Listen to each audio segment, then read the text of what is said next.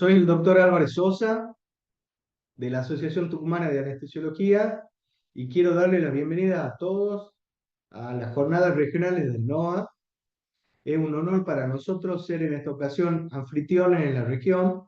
Esta es una iniciativa que se hace desde el regional y lo que queremos es incentivar el conocimiento científico y la confraternidad entre colegas.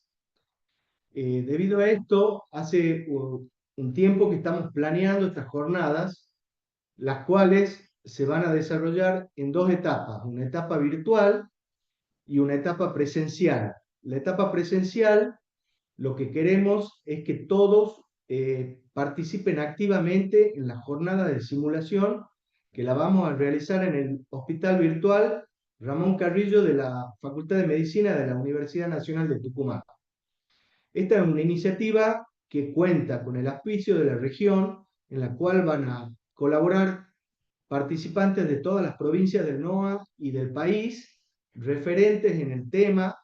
eh, la temática de anestesia de alta complejidad es algo que nos incumbe a todos, porque son prácticas que por ahí para algunas personas no son tan frecuentes, y lo que queremos es que adquieran las habilidades y las destrezas y sobre todo la experiencia de la gente que hace este tipo de cirugía a diario. Quiero agradecerle a la FAR, a todo su comité ejecutivo, en especial al doctor Fernando Rioja, que es una persona que siempre nos brindó su apoyo y nos generó una gran iniciativa para realizar estas jornadas. Por otro lado, a todo el comité ejecutivo de la Asociación Tucumana de Anestesiología, en especial a la doctora Susana Cruzado, que es nuestra secretaria científica, que se llevó al hombro estas jornadas y que organizó toda la parte virtual y la parte presencial. Quiero invitarlos también porque vamos a tener una parte social, vamos a hacer un evento el viernes a la noche donde va a haber una cena show para todos los participantes que quieran venir. Finalmente, agradecerles a las autoridades de la Facultad de Medicina de la Universidad Nacional de Tucumán que generosamente nos prestan el hospital virtual, en especial al doctor Mateo Martínez, el decano de la Facultad de Medicina, a la doctora Roxana Toledo, que es la secretaria de posgrado, y al director, profesor titular, el doctor Daniel Pero, que es el encargado del hospital virtual y la cátedra de simulación de la Universidad Nacional de Tucumán. Le agradezco a todos su participación y esperamos que esta iniciativa se multiplique para promover el conocimiento científico y la fraternidad entre todos los colegas anestesiólogos del país. Muchas gracias. Les presento a la doctora Susana Cruzado. Ella les va a decir unas palabras acerca del curso. Bueno, ¿qué tal? Buenas tardes a todos. Primero, agradecerles que estén acá, que dediquen su tiempo a participar en estas jornadas. Obviamente traemos mucha carga emotiva porque para nosotros fue toda una proeza y un desafío armar estas jornadas. Atrás de nosotros hay muchísima gente y un grupo enorme que estuvo trabajando desde la parte administrativa, desde la comisión directiva de la asociación, gente de otras provincias que nos apoyaron y que nos están apoyando. Así que bueno, la verdad que para nosotros es una felicidad enorme poder dar inicio a estas jornadas. Así como Sebastián explicó, estas jornadas consisten en un modo híbrido en el cual va a haber una parte virtual y una parte presencial. La parte virtual consta de clases que se van a dar entre los días miércoles, jueves y viernes a partir de las 19 horas. Hay clases que son sincrónicas y otras asincrónicas. Las sincrónicas van a estar con el disertante, que son disertantes incluso de otras provincias que agradecida por eso, pero decidieron participar con nosotros. Entonces, a las 19 horas vamos a empezar con las clases y 19:01 hasta las 20, la modalidad es que sean de 45 minutos y les van a quedar unos 15 minutos para hacer preguntas y sacar de las dudas con los expositores. Y luego van a quedar clases asincrónicas, en donde después, si quieren, van a poder contactarse con esas personas o esos disertantes para salir de las dudas que tengan. Y la semana que viene, el día 13 y 14, se dará comienzo a la parte presencial. La parte presencial va a constar fundamentalmente de escenarios de simulación que se van a estar corriendo los escenarios con prácticas deliberadas también de determinadas habilidades técnicas. Así que bueno, espero que les guste. Hemos puesto muchísimo esfuerzo para poder llegar a este punto y bueno, nada más que agradecerle y presentar nuestro primer disertante de hoy. Hoy empezamos con el manejo del paciente en cirugía cardíaca. La idea de estas jornadas es todo lo que es el manejo anestésico de pacientes en alta complejidad. Y hoy nuestro primer tema se trata de las complicaciones del paciente en cirugía cardíaca. Nuestros disertantes son el doctor Nicolás Campos Rotondo, que es de acá, de la provincia de Tucumán, de nuestra asociación, y el doctor Sergio Abán, que es de la provincia de Tucumán, fue formado acá, pero actualmente se desempeña en la provincia de Buenos Aires, en la clínica de Favaloro. Así que bueno, sin más, damos comienzo con el doctor Nicolás Campos Rotondo. Ahí está. ¿Dónde están ahí?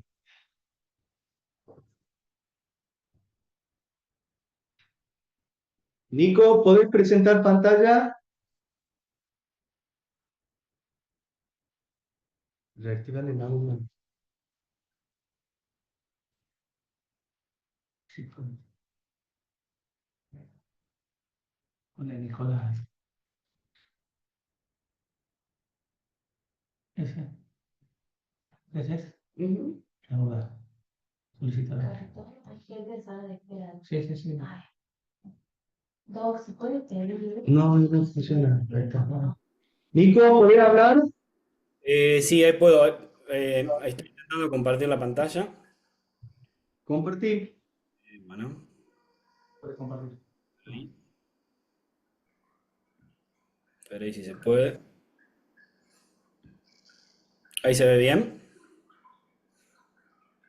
Perfecto, Nico, perfecto. Bien. Se ve la diapositiva directamente. O se ve, ¿cómo se ve? Ahí está, ¿no? O se ve toda la Se ve la pantalla. presentación, Nico. Bueno, bueno, perfecto. Bueno, muchas gracias por la presentación. Es un privilegio poder estar en estas jornadas y dar comienzo. Con Sergio Abán, que es mi colega con el cual vamos a compartir este módulo, decidimos hablar de dos temas, hacerlos cortitos y dar lugar a algunas preguntas o opiniones. Primero vamos a hablar de Fast Track y Ultra Fast Track en cirugía cardíaca, que es algo que venimos haciendo hace ya un tiempo, que hace unos años por ahí era impensado hacerlo en nuestro medio. Se me ocurrió poner, es posible en escenarios con recursos limitados, porque muchas veces no contamos con los eh, estándares que se cuentan en otros lados con mayores recursos. Nos guiamos por publicaciones y demás guías que hablan de cosas que no están muchas veces a nuestro alcance, pero sin embargo lo podemos hacer con algunos tips que fuimos ajustando en estos años. Y bueno, es posible y la idea es que el que hace este tipo de cirugías, si quiere compartir su experiencia, también al final lo puede hacer. Y el que hace este tipo de cirugías y no se anima a hacer ultra fast track o fast track, lo puede empezar a hacer.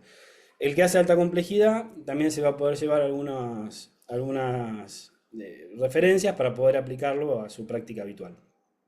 Así que bueno, ¿qué es la anestesia fast track? Nico, Sí. Nico, perdón. No se está viendo la diapositiva, la pantalla completa. Ah, bueno, a ver. A ver. Ahí al costado se ven la lista. Ahí Ahí está. está. Perfecto, Nico, perfecto. Bueno, básicamente es la anestesia Fast Track es la extubación dentro de las primeras 6 horas postoperatorias. Está demostrado que no aumenta la mortalidad, reduce la estancia en cuidados intensivos y la estancia hospitalaria total, y es segura, factible y costo efectiva. Hablando un poco de lo que mencionaba recién, por ahí en nuestro medio es importante mencionar el tema de los costos, porque bueno, son cirugías de alta complejidad en la cual muchas veces las instituciones para poder realizarlas hacen un esfuerzo grande, y nosotros de nuestra parte podemos aportar desde un manejo anestésico adecuado algunas cuestiones para poder reducir los costos y la estancia hospitalaria total, a su vez del beneficio, sin duda, que tiene el paciente en estar menos tiempo hospitalizado y menos tiempo en la unidad de cuidados intensivos. Esto surgió desde hace ya más de 30 años, la cirugía, ahí está, la cirugía, la anestesia Fast Track. Hay publicaciones desde el año 2000, 2003, en la cual ya dan cuenta de los beneficios de la extubación temprana de los pacientes. La evidencia sugiere que la anestesia cardíaca Fast Track ahora es un estándar de cuidado para la cirugía cardíaca. Bien.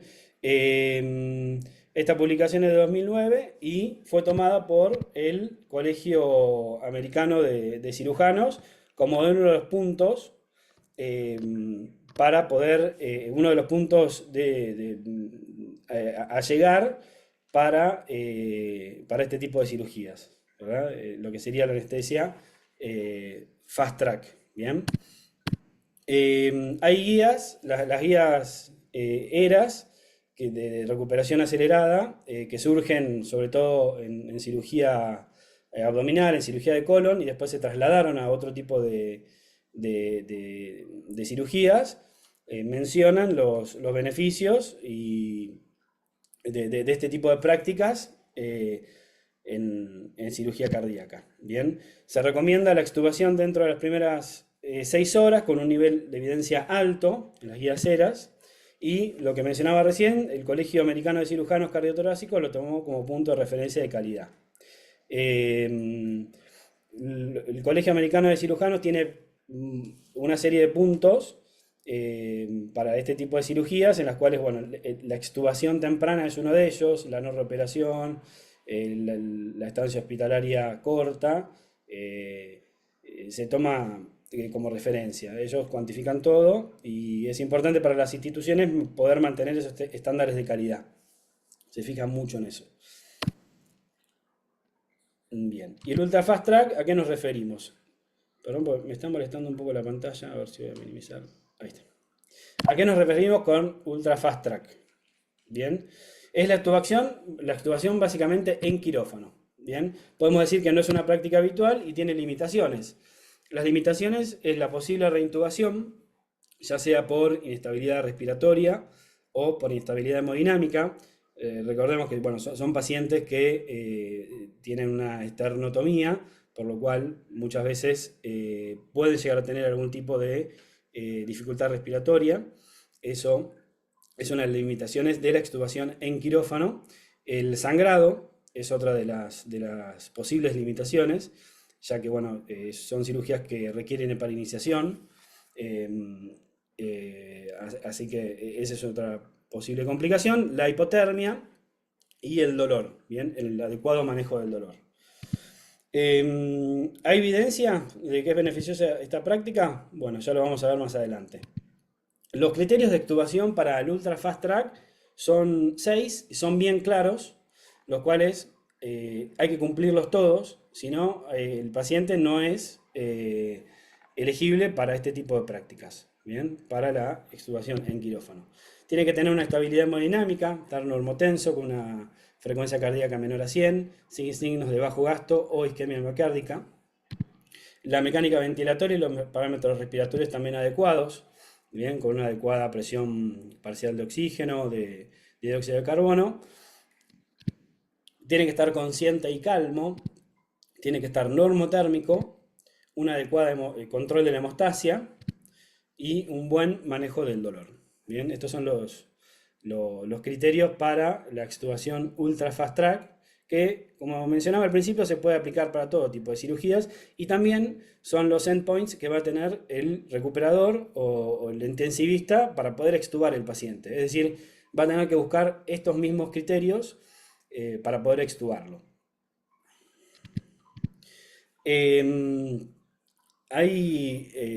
Ya desde el año 2002 hay grupos que vienen trabajando en la extubación ultra fast track. Sobre todo surgió en cirugías sin bomba, ¿bien? En las cuales, bueno, al evitar la noxa de la bomba, que genera inflamación, vasodilatación y es una potencial noxa, es más factible poder llegar a los hitos que recién mencionaba para poder extubar a un paciente en quirófano. ¿Bien? Hay muchos artículos que dan cuenta de esto con beneficios cuantificables. Este es un trabajo de Dorsa y Adriana Rossi, que publicaron en la revista Argentina hace unos años, es del año 2011, en la cual, bueno, ellos buscaron evaluar la seguridad y buscar predictores para aplicar esta estrategia. Bien, son uno de los pioneros acá en Argentina de la anestesia ultra fast track, y los posibles limitantes que encontraron en un estudio grande que hicieron es la diabetes, la falla renal, el paciente que es reoperado, el paciente que cuenta con una asistencia ventricular por una salida de bomba dificultosa, o los tiempos quirúrgicos elevados. ¿Bien? Y demostraron que los pacientes extubados tienen una menor reintubación, menor tasa de infarto agudo de miocardio, menor falla renal, menor mortalidad y menor estancia hospitalaria. Y bueno, ya para finalizar y empezar un poco con las reflexiones y seguir con el próximo tema, este es un artículo que fue publicado en el año 2021, que habla de la extubación en la sala de operaciones, en el quirófano, una verdad inconveniente. Básicamente es una opinión de expertos, una reflexión muy interesante, que da cuenta de que es necesaria que todo el equipo quirúrgico esté convencido de que es beneficioso aplicar estrategias fast track o ultra fast track. Ya sea desde el anestesiólogo, con las drogas que usa, con la utilización de bajas dosis de opioides, a diferencia de hace unos años que se usaba muchos opioides, una estrategia de analgesia multimodal, también la posibilidad de usar bloqueos regionales para manejar el dolor, un laboratorio que puede procesar las muestras rápido para ver si hay que mejorar algún parámetro de laboratorio o gasometría. Y bueno, también fundamental el equipo de enfermería, recuperación, los kinesiólogos. Es importante que en una de las instituciones donde yo trabajo, es residencia de kinesiología, y antes el residente le enseña a respirar, los ejercicios y demás previo a la cirugía.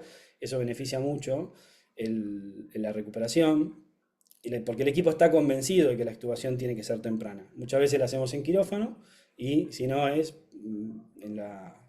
directamente en la recuperación dentro de la primera hora. Y bueno, una última reflexión, hablando un poco de eso, que la extubación en quirófano es factible y segura, siempre y cuando se han seleccionado bien los pacientes. Tiene que haber un convencimiento del equipo quirúrgico y un manejo multidisciplinario. La anestesia y analgesia multimodal, uso de fármacos y bloqueos regionales es mandatorio. Y la adecuación de unidades y protocolos para reducir los costos y mejorar los beneficios. Bien. Bueno, eso es todo. A ver, David, si tienes preguntas.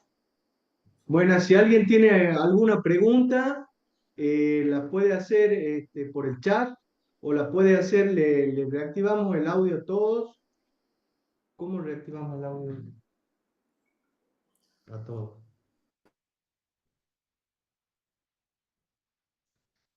Sí.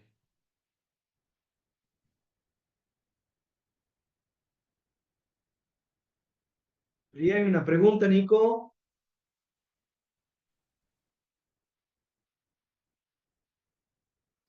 Nico, Walter ahí pregunta hay cuál una es la pregunta. estrategia analgésica. Básicamente es una analgesia multimodal, como se usa en muchos tipos de cirugías. Yo uso dexmedeto en infusión, junto con el remifentanilo. Eso lo corto cuando ya voy a despertar al paciente.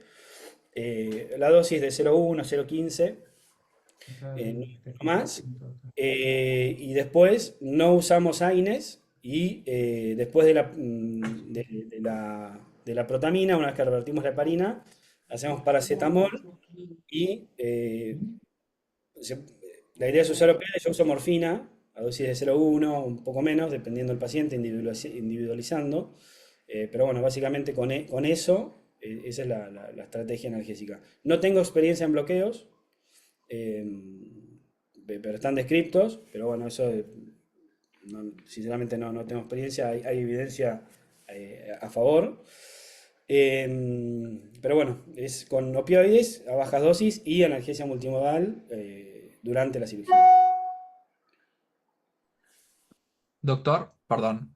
Sí. Quería preguntarle que aparte de la dexmedeto, ¿qué otro coadyuvante usa como antihiperalgésico? Si usa la lido o si usa la ketamina, también a dosis baja, ya que la ketamina, como actúa en otros receptores diferentes a los opioides, mejora o permite bajar aún más la dosis de opioides. Sí, sí, hay evidencia sobre la ketamina y la lidocaína en infusión al actuar sobre otro tipo de receptores. En algunos pacientes utilizo ketamina, lidocaína no utilizo sinceramente, pero sí hay evidencia de que hay que usar, a favor de que hay que usarla, digamos. Pero bueno, en mi práctica diaria no lo utilizo en este tipo de cirugías. Sí, quizás en otras, pero en este tipo de cirugías no. La de Dexmedeto sí, las veces que no usé, los pacientes anduvieron mal. En el despertar anduvieron mal. Se despertaron con mucho dolor, con excitación.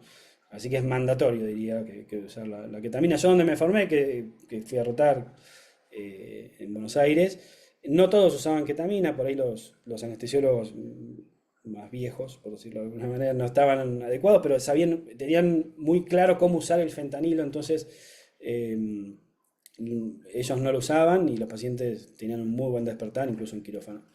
Los anestesiólogos más jóvenes sí lo usaban, la Dexmedeto, la Keta. Bien. Esa es mi experiencia, pero sin duda que hay evidencia sobrada. Era un tema que por ahí me hubiese gustado hablar sobre eso, sobre la evidencia de la analgesia multimodal, porque hay mucha evidencia de las drogas que usted mencionó. Y Doc, ¿qué medicación usa previo a la cirugía como estrategia multimodal? Previo a la cirugía, no utilizo, eh, no utilizo. Está descrito el paracetamol, los gabapentinoides. Yo no tengo experiencia en eso, el equipo no lo usamos. Eh, eh, sí premedico, bueno, con midazolam a bajas dosis, trato de usar bajas dosis de benzodiazepinas. Intenté hacer en cirugías, sobre todo sin bomba, en lugar de usar midazolam, usar el dexmedeto apenas ingresa el paciente al quirófano, hacer una infusión, una carga de dexmedeto.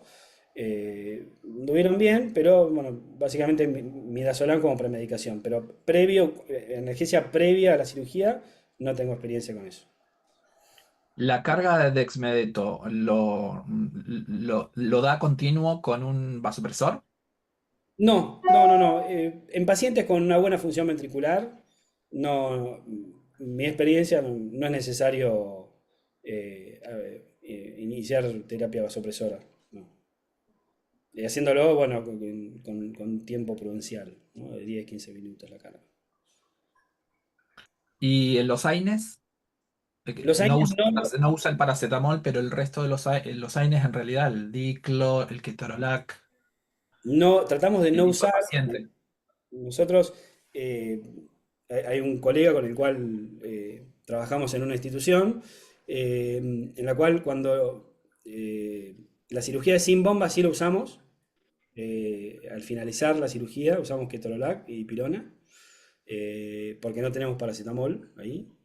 Pero yo en el hospital, que tengo paracetamol, no uso AINES. No, directamente paracetamol eh, y morfina.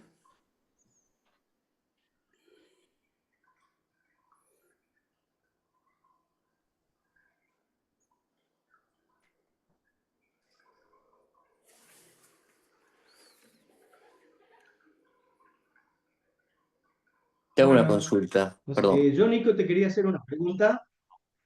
Cuando usas dexmedetomidina, ¿usás en goteo, la usás con bomba de infusión?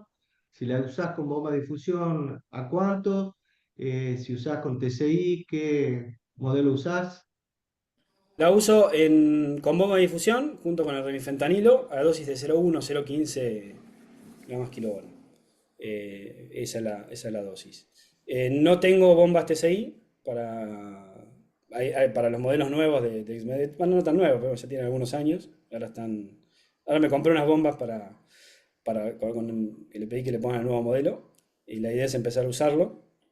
Pero esas son las dosis. ¿Bien? Y la idea es continuarlo, o sea, hasta el finalizar la cirugía y después no se continúa la dexmedeto, se inicia infusión de fentanilo una vez que se corta la infusión de Remi y dexmedeto y se evalúa al paciente si necesita o no alguna carga de dexmedeto o alguna dosis extra o infusión de dexmedeto. Eso se va individualizando una vez despierto el paciente. En general no es necesario. Con esa infusión durante toda la cirugía no es necesario mantenerlo. Bien. Perfecto, Nico, muchas gracias. Eh, bueno, ahora vamos a dar la conferencia del doctor Sergio Abán. El doctor Sergio Abán es un colega nuestro de ATAR que se fue a vivir a Buenos Aires y bueno, ahora participa de la ARMA. Sergio, si querés compartir pantalla, te damos la bienvenida. ¿Qué tal? Buenas noches a todos. Voy a compartir la clase. A ver si me deja. Compartir pantalla.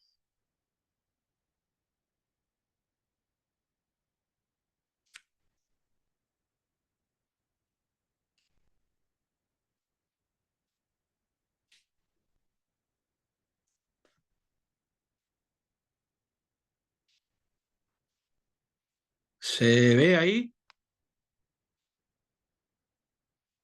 Se ve perfecto, Sergio. Perfecto. Perfecto. Bueno, buenas noches a todos.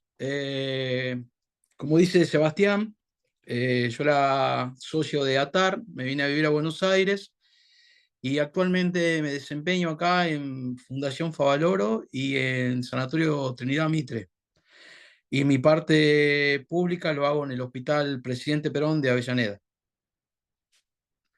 Bueno, vamos a empezar con hemorragia en cirugía cardíaca. Si bien es un tema muy amplio, toca muchas aristas, quiero que se lleven sobre todo la parte fisiopatológica, que es lo que todos podemos hacer en cualquier quirófano, seamos anestesiólogos que hacemos cardiovascular o no, porque nos pueden tocar pacientes con complicaciones de una cirugía cardíaca estando de guardia a cualquier hora y muchas veces no puede llegar el anestesiólogo cardiovascular, que es lo habitual, pero bueno, tenemos que nosotros acudir a la urgencia. Bueno, vamos a empezar. Primero vamos a hacer una valoración preoperatoria de riesgo de sangrado, la coagulopatía que está asociada a la bomba, la profilaxis del sangrado, los sistemas de monitoreo que tengo de la hemostasia en la cirugía cardíaca y la terapéutica del sangrado. Vuelvo a repetir, es mucho quizás para una clase, pero vamos a tratar de ir rápido. Ustedes me apuran con el tiempo, me avisa Sebastián, por favor, cuando me quede más o menos 5 minutos. Ok, Bueno, Sergio, ok. acá les comparto más o menos, es una tabla en lo que uno ya sabe de antemano, de acuerdo al paciente que va a tener, qué paciente va a tener cierto riesgo de sangrado, más allá de que sea en bomba o fuera de bomba el procedimiento. La anemia es una cosa clave en la cirugía cardíaca. Más adelante vamos a tocar este tema desde varios puntos. Que el paciente ya venga con una coagulopatía previa, una terapia antitrombótica, que venga con una FEI baja, séptico, entre otras cosas. La clase va a quedar, así que vamos a ir a lo que quizás nos importa un poco más. Fíjense que la mortalidad que tiene la anemia asociada a la cirugía cardíaca es bastante grande. Nosotros tratamos de buscar valores de hemoglobina y de hematocrito, que la hemoglobina por arriba de 10. Muchas veces el valor ese de hematocrito y hemoglobina no coincide.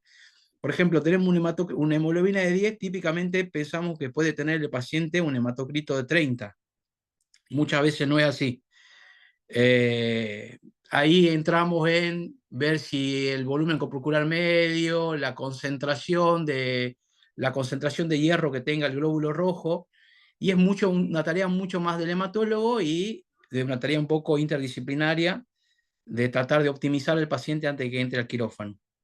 Sabemos que la anemia ferropénica es la que prevalece en nuestra población, y hay ciertas circunstancias en las que se le puede dar hierro y además de eritropoyetina al paciente, pero con sus ciertas contraindicaciones, ¿no? Como una cardiopatía isquémica inestable o una arteriopatía grave. Bueno, también nos vamos a encontrar con pacientes que vienen tomando distintos tipos de anticoagulantes o antiagregantes, como aspirina, clopidogrel, prasugrel, que lo óptimo es suspender en el caso del prasugrel o el clopidogrel, pero no así de la aspirina, ¿sí? Eh, sí, en pacientes que tengan coagulopatía grave, testigos de Jehová, pacientes cirróticos o que hayan recibido terapia antifibrinolítica días previos. La cirugía de urgencia que tienen pacientes que nos llegan con stent fármacoactivos o una cirugía de urgencia, muchas veces que está con doble antiagregación, bueno, se asume el riesgo de sangrado. Con respecto a los vitamina K, los anticoagulantes, se debe administrar una dosis de vitamina K e incluso puede llegar a ser útil usar plasma fresco o un combinado de protrombínico de acuerdo al peso del paciente, ¿no? Fíjense que hoy por hoy tenemos pacientes que están tomando anticoagulantes que inhiben al factor 10 y a la trombina, son anticoagulantes orales. Estos tienen uno muchas veces se toca con estos pacientes y dice, ¿qué hago? ¿Le hago plasma? ¿Le paso crío? ¿Le paso factores? ¿Le paso protonflex? ¿Le paso fibrinógeno? ¿Qué le paso? Lo ideal es esperar por lo menos una vida media del fármaco o 2 vidas medias. Fíjense que hay antídotos para lo que hay en el mercado, pero son muy costosos y muchas veces no los tenemos en disposición de vía endovenosa. También se pueden dosar, ¿no? Estos valores de cada uno de estos fármacos no los tenemos de manera habitual, pero se pueden dosar para saber la concentración que tienen en plasma y tomar decisiones. Ya lo vamos a ver un poquito más adelante.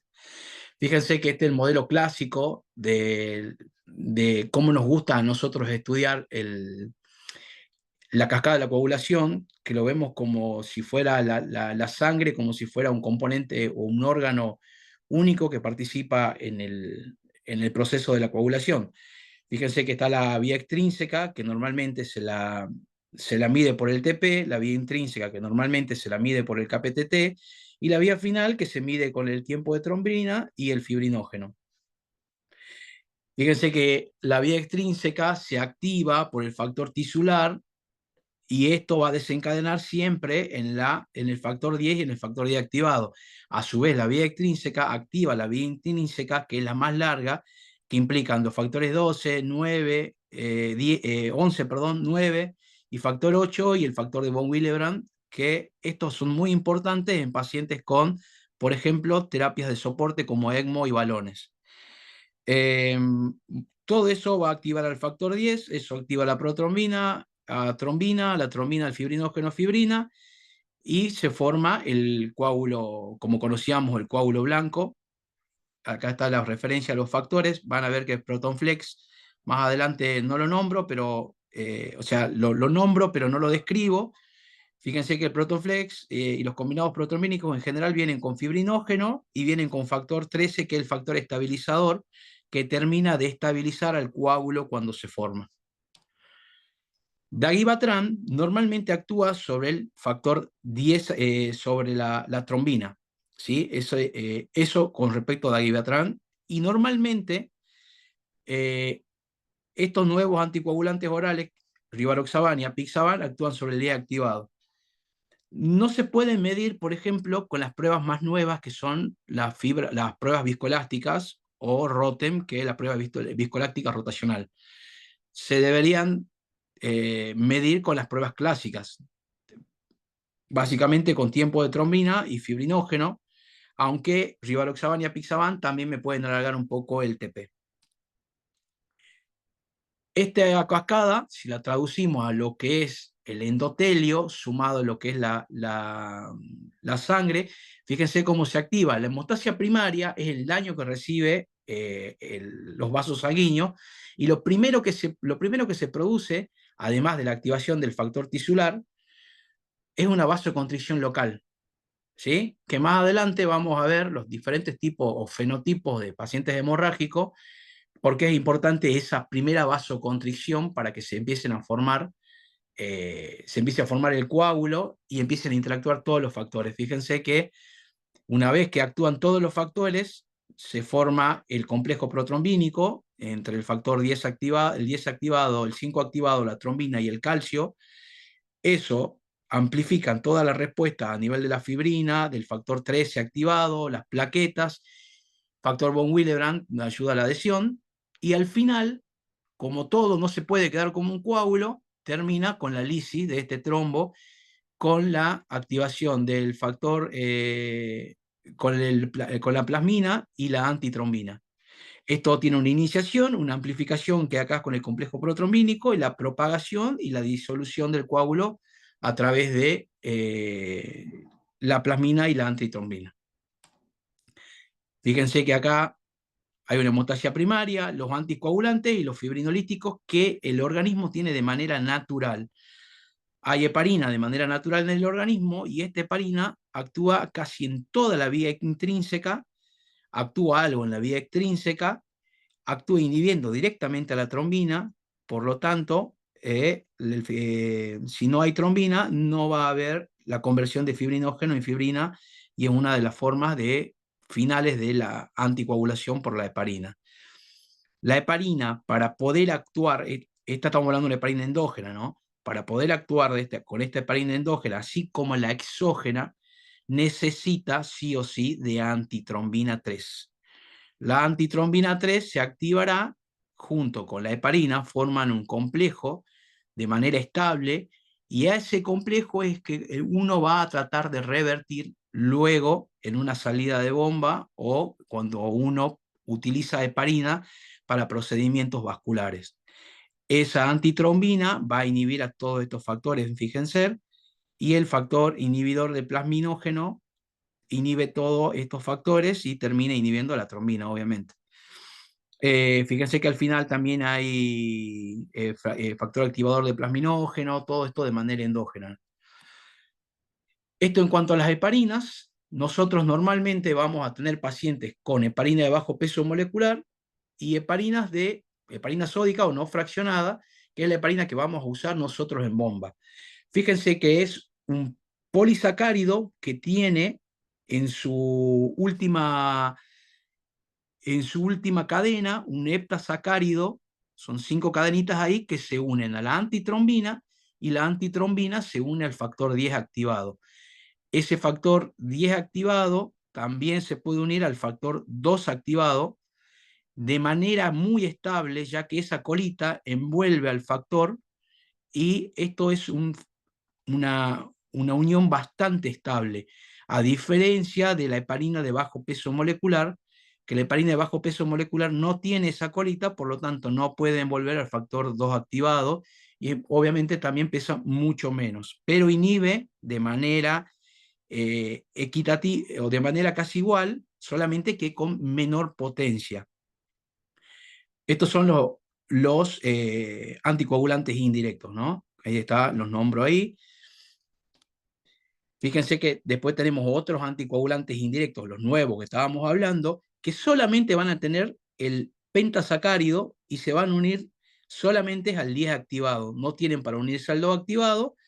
Sí hay algunos que son, perdón, vuelvo para atrás, no se ve muy bien acá, perdón, en la presentación, que se pueden unir al 2 activado de manera directa, como la viva lirudina, ¿sí?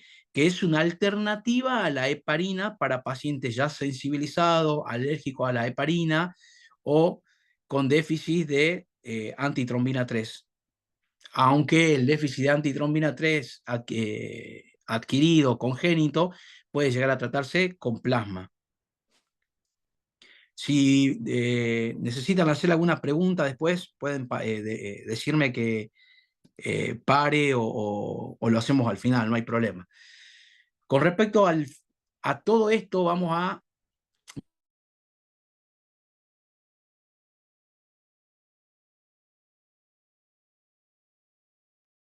Se congeló el audio.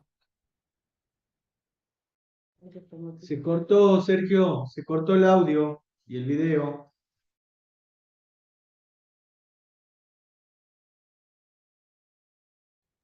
¿Me escuchás, Sergio? Yo sí te escucho. Ahí está, ahí está. Volvé un Ahí está. poquito para atrás porque no te escuchamos los últimos 2 minutos. Que más allá de lo que estábamos hablando con respecto a la cascada de coagulación, todo se resume a la clínica, ¿no? Del paciente.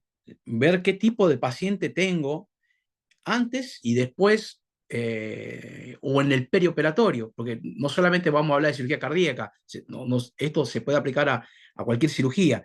Hay pacientes que tienen un fenotipo protrombótico y otros prohemorrágicos.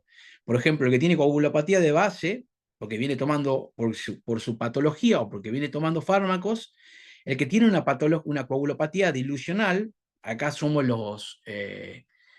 las estrellas nosotros en este capítulo, porque hacemos muchas veces una reanimación inadecuada, una fluidoterapia excesiva, terminamos nosotros haciendo una coagulopatía dilucional. La coagulopatía de Shine es una coagulopatía asociada a hipoperfusión y está asociada al trauma y al shock séptico, en el cual al principio hay una hipocoagulabilidad y finalmente hay una hipercoagulabilidad. Luego tenemos el trauma quirúrgico, que suele asociarse a cualquiera de los anteriores y está asociado más que nada al trauma y el daño que produce el cirujano, que bueno, eso ya escapa a nosotros.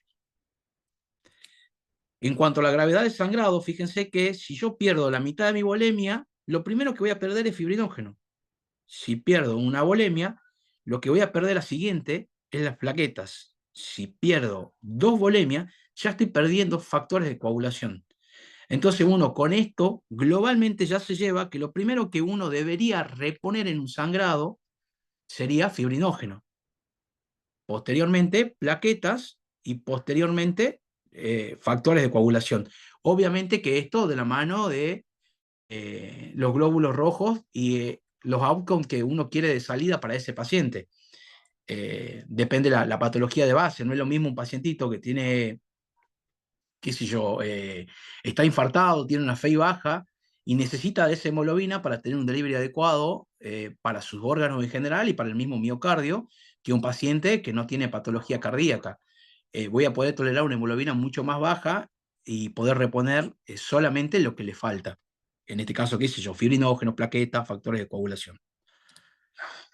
Fíjense que ahora, ya entrando en lo que es cirugía cardíaca, nosotros usamos una dosis para entrar en bomba entre 300 y 400 unidades kilo, controlamos antes de que con el TSA que esté entre 400 y 550, para un valor normal de basal de un TSA de 110 a 130. La cirugía cardíaca es muy metódica, y cuando uno lo hace de manera metódica, las complicaciones son menores y tener escenarios que uno no los tiene previstos también son mucho menores.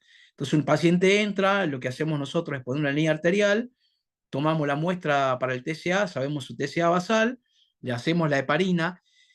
Se tiende a hacer hoy por hoy una heparina más tirando a 400 que a 300. ¿Por qué? Hay que proteger muy bien al paciente del consumo de factor de coagulación durante la bomba. Además, eso va a hacer que mi interpretación del TSA posterior, cuando salga de bomba, sea mucho más fidedigna a que, a que ese TSA me arroje valores altos y quizás no sean por heparina residual y sí se deban al consumo de factores. Fíjense que la heparina va a disminuir la activación del sistema hemostático, pero no lo paraliza, es dosis dependiente, pero cuando ya llego a dosis más altas puedo provocar trombocitopenia inducida por heparina. La respuesta es heterogénea, depende de la antitrombina 3. Hay personas que no tienen o tienen escasas reservas, y la verdad que yo no me toqué nunca, pregunté a varios colegas y solamente un caso que ya lo sabía el paciente de antemano, con déficit de antitrombina 3, usamos un inhibidor directo del factor 2. En cuanto a la bomba, ya les dije que post-sec el TSA es inespecífico y puede estar alterado por múltiples factores.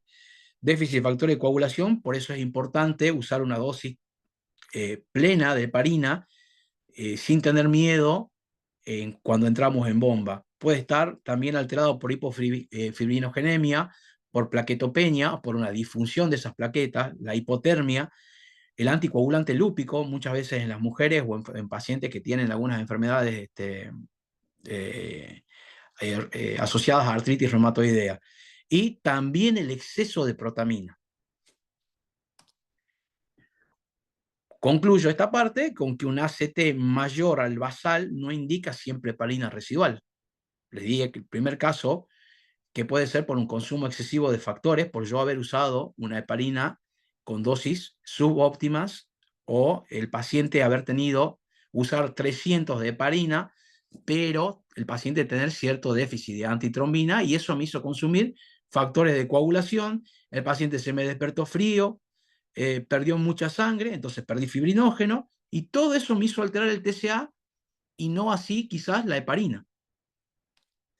Fíjense que cuando yo voy a revertir la heparina con protamina, la protamina normalmente es una droga bastante, o sea, es una droga que lo podemos considerar como una droga sucia. ¿Por qué? Porque no solamente se va a unir al complejo heparina antitrombina 3, la protamina tiene una carga positiva y la heparina tiene una carga negativa, va a repeler y va a hacer que ese complejo se desarme, pero así también va a provocar inhibición directa de los factores de coagulación, va a provocar inhibición hacia las plaquetas, provocando muchas veces lo que se conoce como, va a provocar una trombocitopenia y una disfunción plaquetaria.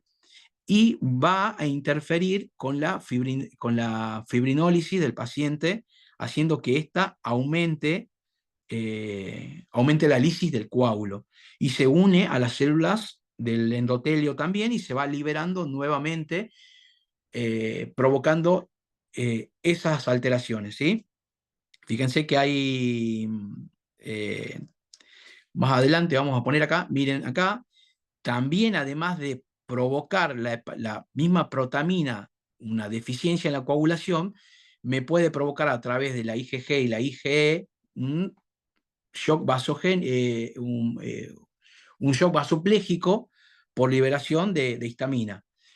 Fíjense que también activa el complemento por inmunoglobulina G, y eso activa al neutrófilo y a plaquetas, eso provoca vasoconstricción pulmonar, eso me provoca falla del ventrículo derecho y eso me provoca un shock cardiogénico. Por eso la heparina debe pasarse de manera paulatina y de preferencia por la vía periférica y no así por la vía central. Muchas veces somos apurados por el cirujano en su afán de querer controlar la hemostasia, de pasarle la heparina, pasarle la protamina, perdón, pasarle la protamina y podemos llegar a tener esto en nuestra salida de bomba y complicar toda la cirugía por administrar protamina de manera inadecuada. No estamos hablando todavía de la concentración de protamina versus la de heparina, la relación. Fíjense que este trabajo va a hablar casualmente de la relación en la que se usa protamina y heparina para ser revertida. Hay trabajos que usan 0,8 contra 2, 0,8 contra 1,3, 0,75 contra 1,3. ¿Qué quiere decir eso? Que cada 1 centímetro de heparina, la mayoría, me incluyo en general, revertimos o nos enseñaron a revertir 1,1. Hacíamos una de heparina, revertíamos con una ampolla de protamina de 50 miligramos. Fíjense que hoy la tendencia es revertir con una dosis mucho más baja, entre 0,6 y 0,8 por cada centímetro de heparina, porque la dosis más alta de protamina se asoció independientemente con un mayor riesgo de transfusiones postoperatoria, ACT más prolongado, tiempo de coagulación viscoelástica, o sea, todo el ROTEN alterado, agregación de plaquetas inducidas por el ADP30 en relación con la dosificación de heparina-protamina cuando estaba por encima de 1,3. La unión de protamina-heparina disocia el complejo antitrombina-heparina, eso lleva a la recuperación original de la antitrombina 3 y contribuye a la unión del factor 4 plaquetario, que es liberado por las plaquetas. La exposición a protamina puede resultar en trombocitopenia, ya lo dijimos. Las dosis altas de protamina, miren, redujeron la interacción de la glicoproteína 1B con el factor de von Willebrand de superficie, lo que hace que las plaquetas se adhieran de manera no tengan buena adhesión. Obviamente que esto se hizo in vitro. In vivo, muchas veces uno usa desmopresina, que es una indicación clase 1, nivel A, para la deficiencia del factor de von Willebrand en estos pacientes, pero uno puede llegar a hacer desmopresina de acuerdo a algunos protocolos o a ver si tengo alguna alteración sospecho a una disfunción plaquetaria, no así trombocitopenia, pues la trombocitopenia la vamos a corregir con plaqueta. La disfunción capaz que se beneficia de la desmopresina, ¿sí? A una dosis de 0,3, 0,4 gamma kilo peso. La protamina redujo la agregación plaquetaria en un 50% en pacientes heparinizados sometidos a cirugía cardíaca con SEC para casos de heparina 1,1. Fíjense que es lo que nos enseñaban siempre, clásicamente, se tiende a hacer un poco menos. Otra cosa que hay que tener en cuenta de cuando uno va a hacer la relación esta heparina-protamina es la cantidad de heparina que se usa en la bomba. Hay anestesiólogos que lo tienen en cuenta y anestesiólogos que no lo tienen en cuenta. Yo normalmente para la reversión sí lo tengo en cuenta. Los perfusionistas suelen usar 2 centímetros de heparina, 10.000 unidades para llevar todo el circuito, más allá de que el circuito de por sí, toda la superficie, ya tienen una cierta cobertura de heparina por si llegamos a entrar con un TSA mucho menor al deseado. Los efectos inhibitorios de la protamina pueden neutralizarse con la adhesión de plaquetas o adicionando factor de von Willebrand, factor 8 o incluso desmopresina. Fíjense que la vasoplejía que se produce por la histaminoliberación puede llegar a ser tratada con hidrocortisona y en casos más severos, bueno, la vasoplejía, vamos a ir un tercer o cuarto escalón para la vasoplejía, que es el azul de metileno. Obviamente antes tengo otras herramientas antes, como vasopresina, por ejemplo, antes de llegar al azul de metileno. Lo que sí está bueno también saber esto, que te puede provocar la hipertensión pulmonar inducida por tromboxano, que se libera, que se libera con la tromboxano A2, que se libera por la cantidad excesiva de protamina. Y la aspirina, que yo no la corté de inicio, que habíamos dicho que no se cortaba, tiene ese efecto protector sobre el tromboxano A2. Y como todo en la vida, así como la curva de Frank-Starling hay que estar en el medio, en la curva de Bellamy de fluidoterapia hay que estar en el medio, acá en el tema de la protamina hay que estar en el medio. No me voy ni al 0,6 de heparina, ni me voy al 1,3 de heparina. Me quedo en 8, quizá en 1, pero trato de manejar eso en cuanto a la relación heparina-protamina. Cuando vamos a hacer profilaxis de sangrado, hay que evitar el consumo de factores, lo que le dije. Vamos a entrar en bomba, trato de buscar un TSA mayor de 480 y al final vamos a tratar de usar un ratio de 0,8 a 1,3 a 1. No me paso mucho más de eso. Hay gente que suele hacer un poco más inclusive, o cuando el TSA post salida de bomba no es el adecuado, el cirujano te presiona y terminas haciendo una proporción mucho más grande por esa insistencia del cirujano en pensar que el TSA se va a corregir solo con protamina. Sí es importante mantener como profilaxis del sangrado en toda la cirugía como indicación 1A fármacos antifibrinolíticos, ¿sí? Van a evitar la necesidad de transfusiones y la necesidad de reintervención en pacientes con cirugía cardíaca. Tenemos dos tipos de inhibidores, inhibidores directos del plasminógeno e inhibidores de la serin proteasa, que es la proteinina. Esta ya está en desuso, fue dada de baja por la FDA en Estados Unidos. La verdad que yo nunca la usé, no tengo experiencia. Sí, con estos dos, tranexámico e Y, y acá están las dosis recomendadas de cada uno. Recuerden que ambos son nefrotóxicos. En mi experiencia, usamos mucho más Y porque por un gusto del cirujano, le tienen muchas veces miedo a las convulsiones que puede llegar a dar el tranexámico, pero un paciente que no tiene antecedentes de convulsiones ni, ni tuvo otro evento previo o está tomando medicación para eso, no debería tener problemas y varios colegas en Perdón, otras instituciones. Sergio, Sí, últimos 5 minutos, perfecto. así le doy Varios, tiempo de hacer las preguntas. bien, bien, bien. Varios colegas lo usan, ¿sí? Voy a avanzar un poquito más, igual la clase va a estar grabada. Fíjense cuáles son los criterios para sangrado en cirugía, cuando digo que hay un sangrado severo, cuando no, fíjense, menor de 600 hasta 2000 mililitros. Eso también es importante en cuánto tiempo se da, en la primera hora, en la segunda, en la tercera, en la cuarta hora, y cuánto yo debo decirle al cirujano o el cirujano va a decidir entrar con tu paciente a una reintervención. Hay que optimizar las condiciones básicas para una hemostasia. No todo el mundo tiene Rotem, no todo el mundo cuenta con un banco de sangre a la par del quirófano, que eso es una de las cosas claves para hacer cirugía cardíaca, tener a disposición el banco de sangre. Ni todos tienen una agilidad en cuanto al resultado de las pruebas clásicas y a la gasometría.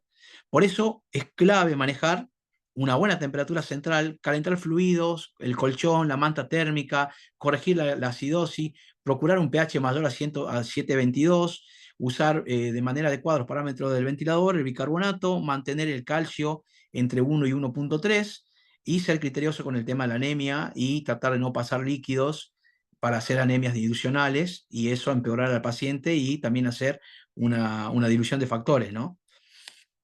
Hay pruebas clásicas, ya la dijimos, y las pruebas viscoelásticas. Fíjense que las pruebas viscoelásticas tenemos Rotem, esto es un temograma, hay varios temogramas, hay un par de temogramas que son clásicos y un par que se usan de acuerdo a lo que uno esté buscando, ¿no? Fíjense que inicia el temograma tiene una iniciación, que es esta parte, la parte de la firmeza del coágulo, la estabilidad, y al final es la lisis, que es como termina una coagulación normal, ¿sí? Fíjense las pruebas, el inicio te va a medir factores de coagulación del 1 al 13, la parte de la amplitud te va a medir plaquetas, fibrinógenos, factor 13, obviamente, porque es el que colabora en la amplitud. Tenemos la amplitud máxima a los 5 minutos, a los 10 minutos, y la amplitud máxima, la lisis a los 30 minutos y la lisis máxima. Y esto tiene que ver con los fibrinolíticos y con el factor 13. Si esto está bastante acortado, me está faltando fibrinolítico. Fíjense que acá, estos son los temogramas, tenemos ECTEM, INTEM. El ECTEM te mide básicamente, el INTEM te está midiendo la vía intrínseca, el ECTEM la vía extrínseca, el FIBTEM te está midiendo fibrinógeno. Si el fibrinógeno está normal y lo tengo bajito a esto, básicamente lo que me está faltando es plaquetas. Fíjense que el EPTEM es ponerle heparinasa para saber si tengo heparina residual, y el APTEM es para saber si la colita esa del pescadito que estaba acá, volviendo para atrás, le falta fibrinolítico, le agrego fibrinolítico. Si mejora esa colita, se ensancha, y lo que le está faltando es tranexámico o un antifibrinolítico. Acá hay otro, fíjense el caso que yo le decía, fibrinólisis exagerada, le pongo en el APTEN, le pongo un antifibrinolítico y mejora. Fíjense la trombocitopenia. Tengo baja la amplitud del ECTEM, me voy al FIBTEM, tengo normal el FIBTEM, por lo tanto tengo normal el fibrinógeno, y si esto estaba llenado por el fibrinógeno y la plaqueta, entonces lo que me está faltando es plaqueta. Básicamente, no quiero que hoy sepan hacer ROTEM, pero como llenarse algún ejemplo en esta clase. Y los precondicionantes son clave. pH 7,2 arriba, temperatura 36, calcio en 1 y la hemoglobina mayor a 8. Obviamente, pacientes cardíacos tratamos de llevarlo una salida de 10, 9 y moneda.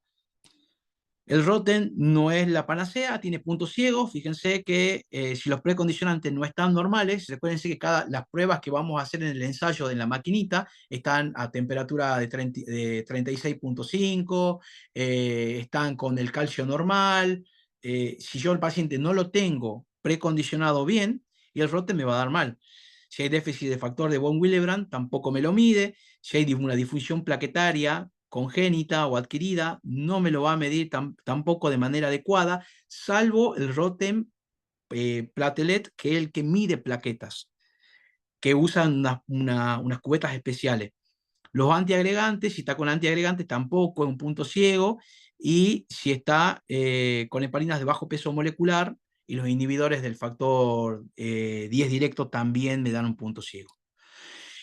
Concluyo rápido con que esto, lo ideal es hacer siempre en este tipo de pacientes PBM, Patient Blood Management. Manejar la masa eritrocitaria, optimizar al paciente previo a la cirugía, que pueda tolerar de manera adecuada la anemia. Eso va a hacer que se disminuyan las transfusiones, disminuyan las complicaciones, disminuya la mortalidad. Fíjense que eso es un trabajo entre el cirujano, el anestesiólogo y el perfusionista, ¿sí? La anemia a nivel mundial es de un 33%. Se integraron en algunas regiones y tiene entre que disminuye la mortalidad, disminuye la estancia hospitalaria, las infecciones adquiridas, porque empiezo a transfundir mucho menos, y esto es como concepto que se lleva, no es solamente la transfusión, sino es optimizar previo al paciente. Hay lugares en que el hierro se puede corregir entre 7 y 14 días, hasta 10 días antes, con hierro endovenoso, que no está disponible en todos los lugares, obviamente.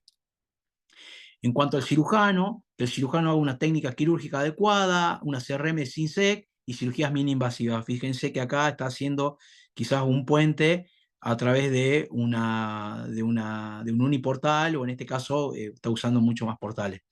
Que usen materiales para sellar, como el Surgicel, el Vicel, el Surgiflow.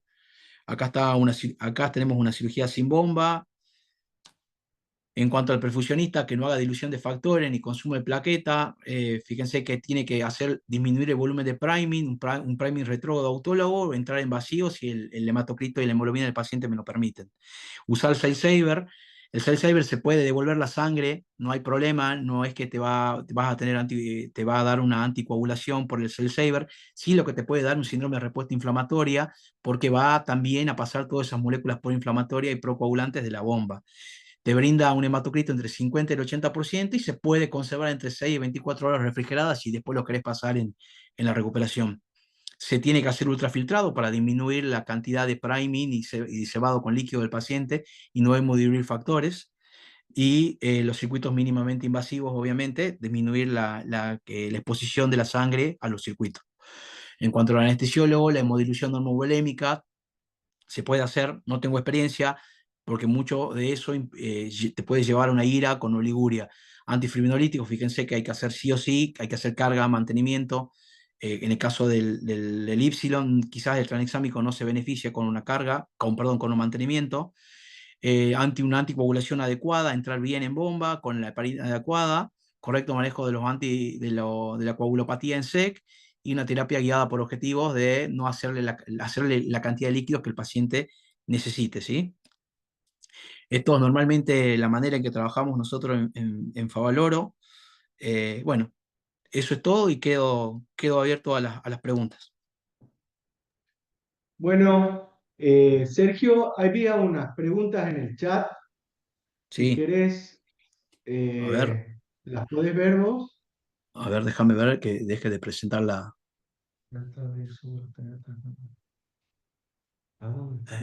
acá está.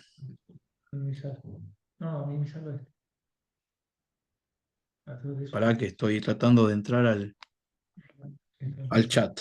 Ahí está. Ahí está, si querés te lo leo. Ahí está. Sí, si no hay fibrinógeno, puedo dar crío, ¿verdad? Sí. Podemos dar crío en el caso de que no haya fibrinógeno y si no tener los concentrados de fibrinógeno o tener el Proton Flex, ya te viene con el factor 1 que es fibrinógeno, más el factor 13 que te va a estabilizar el coágulo. ¿Se evalúa antes la falta de factores en pacientes programados? No, no de manera rutinaria, porque lo que sí hacemos es muchas veces, en el interrogatorio es clave el M-stop, que es como un interrogatorio guiado hacia la posibilidad de sangrado que tenga un paciente en el perioperatorio, ¿no? Le preguntamos si sangró. Yo le daría mucho más pelota al paciente que me dice, che, mirá, me saqué una muela, sangré mucho, la última cirugía me tuvieron que transfundir muchos glóbulos rojos. ¿Y de qué te operaste?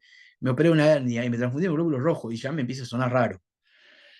Dice, ¿cómo evitar el exceso de protamina? ¿Cómo se calcula la dosis? La dosis, calculala como si fuera 1:1 y a eso le pasás entre el 60% y el 130%.